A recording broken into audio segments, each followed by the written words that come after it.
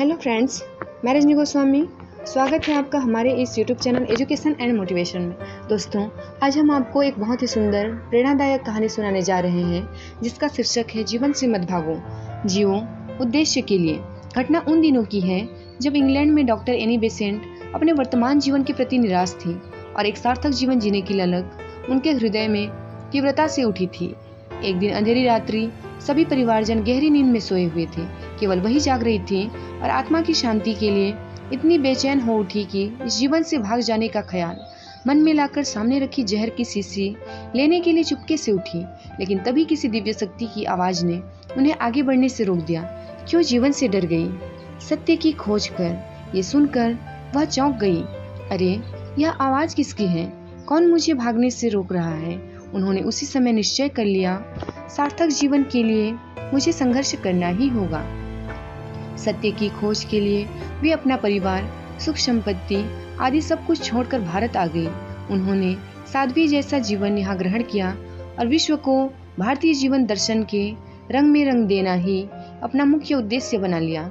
उनकी मृत्यु भारत में हुई थी। त्रेता युग में श्री राम जी को 14 वर्ष का वनवास मिला था और फिर लंका पर विजय प्राप्त करने के पश्चात लौटने पर राजगद्दी मिलते ही उन्हें सीता जी के निष्कासन पर अकेला जीवन व्यतीत करना पड़ा था। द्वापर युग में श्री कृष्ण के होते हुए भी धर्मराज युधिष्ठिर सहित 5 पांडव भाइयों को 12 वर्ष का वनवास और साथ में 1 वर्ष का अज्ञातवास झेलना पड़ा था। स्पष्ट है, यह जीवन संघर्ष आदि काल से चला आ रहा है। अतः सुंदर जीवन बनाने के लिए हमें संघर्ष के बीच तो रहना ही होगा।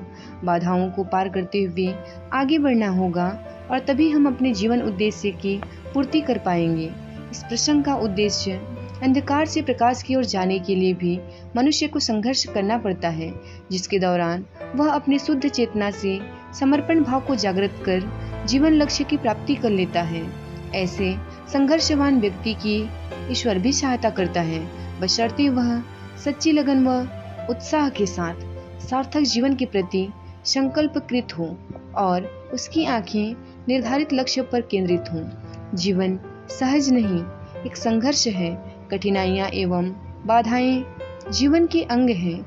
इनसे भयभीत होकर कर्तव्य पथ से पलायन कर देने का अर्थ होगा अपने जीवन मूल्य को नष्ट कर देना। सत्य तो यह है कि कठिनाइयों और दुखों पर विजय प्राप्त करके ही मानव ने इस भौतिक संसार का इतना ऊंचा विकास किया है। जब कड़वी दवाई के सेवन से रोग का निदान शीघ्र होता है, तब हम अपने जीवन लक्ष्य की सिद्धि में संघर्ष करने से क्यों कतराएं। उम्मीद करती हूँ दोस्तों आपको यह स्टोरी अच्छी लगी हो। अगर वीडियो अच्छी लगे तो प्लीज़ लाइक कीजिए, शेयर कीजिए और अगर आप हमारे चैनल पर न्यू आए हैं तो प्लीज़ हमारे चैनल को सब्सक्राइब कीजिए।